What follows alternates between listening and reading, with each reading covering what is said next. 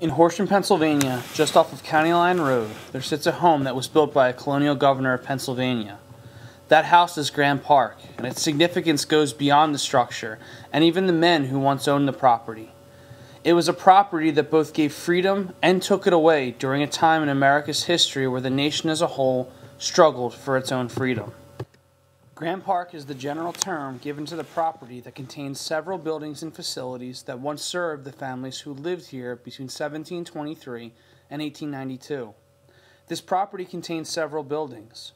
The most significant is the Keith House, built in 1723 by Sir William Keith, the governor of the proprietary colony of Pennsylvania. Keith family would remain owners until 1737. Subsequently, the Keith House became the living quarters of Dr. Thomas Graeme, his wife Anne, and their daughter Elizabeth, among others in the Graeme family.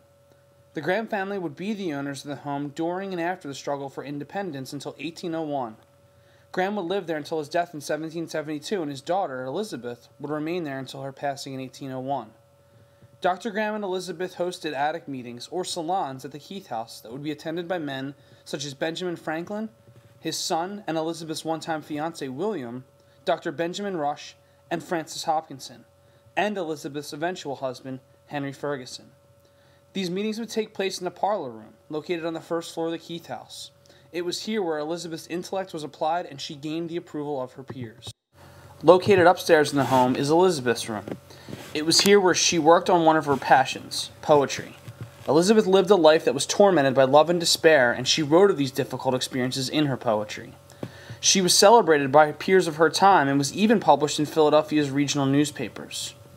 Elizabeth's poetic talent and intellect would only take her so far, though. Her freedom to express herself was limited due to the societal constraints during her time, and she was unable to join society groups or attend college. Located just outside of the Keith House are the Physic Garden and the Summer Kitchen. During the period when Graeme Park was occupied by the Keiths and Graemes, the workforce of paid workers, indentured servants, and slaves would have plied their trades in these places. These men and women would have been the ones who managed both the fieldwork and the domestic services at the home. Typically for the Keith and Graeme families, they would have anywhere from 2 to 14 bonded laborers working at Graeme Park. Some of these slaves and indentured servants frequently worked for their freedom from bondage, and several escaped from Graeme Park for good. One man, named Will, escaped once in 1748 and again for good in 1752.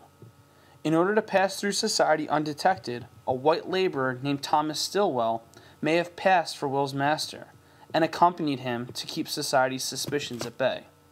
Graeme Park today stands as much more than the home of a former colonial governor. It represents a place where women and slaves worked for their freedom and independence, while America as a nation did likewise.